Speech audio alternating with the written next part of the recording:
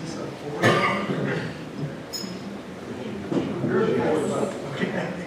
Good. So what I wanted to do is talk a little bit about the approach to AI that we're taking, which is something that is grounded in trying to extend law and ethics to AI and trying to actually improve overall performance of the society writ broadly, not just money, using AI as opposed to trying to just do narrow productivity and remove people.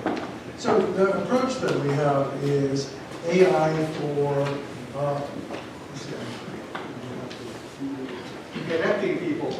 And the idea is that the way society works is people trading ideas with people coordinating with each other. And that's a source of great inefficiency and conflict. AI can probably help with that, is the idea.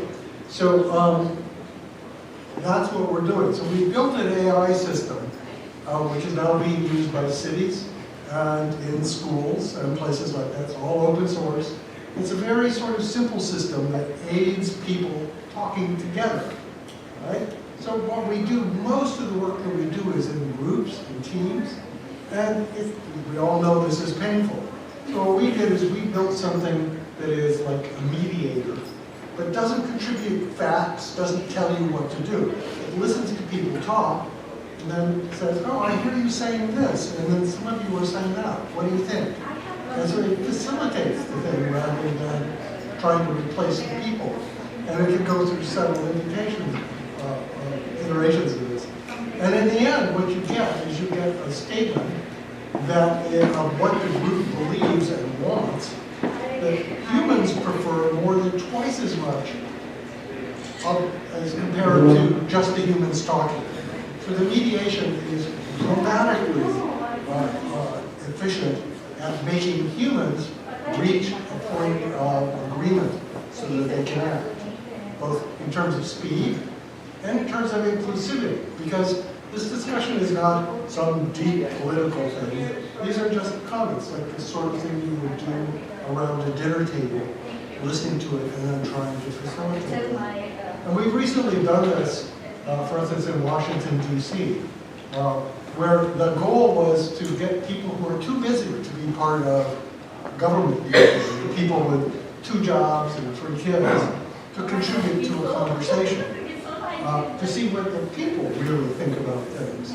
And what we were able to do is to do that, and we found something that we didn't anticipate and the city government didn't anticipate, which when we asked them the question, what would you like to have be the role of AI in government?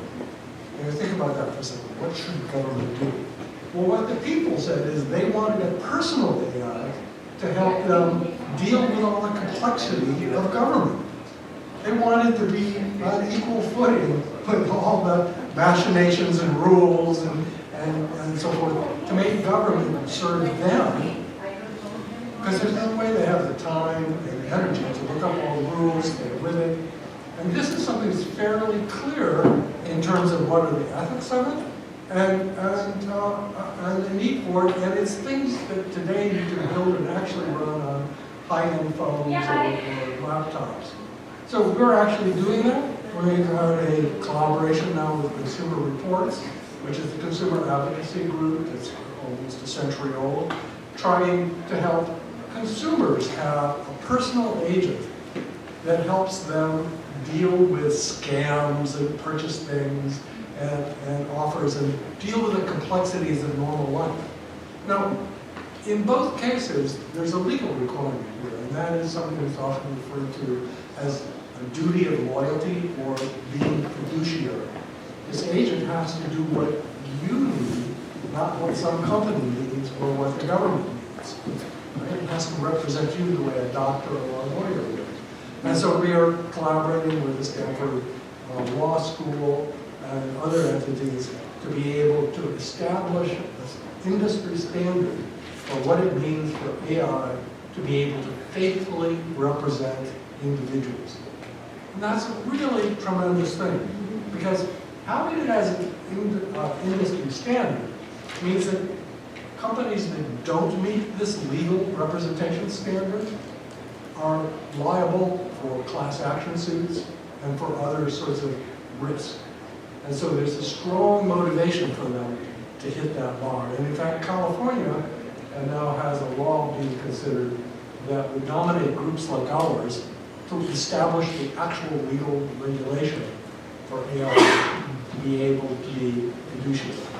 So that's what we're up to. Here's the two websites. You can see all the papers, codes available. It's all for free. This is public service. And I have a book coming out on the 11th of this month, so very soon, called Shared Wisdom, which talks about this way of thinking about things and the implications that has for government, for bureaucracy, and for the legal system. So, thank you.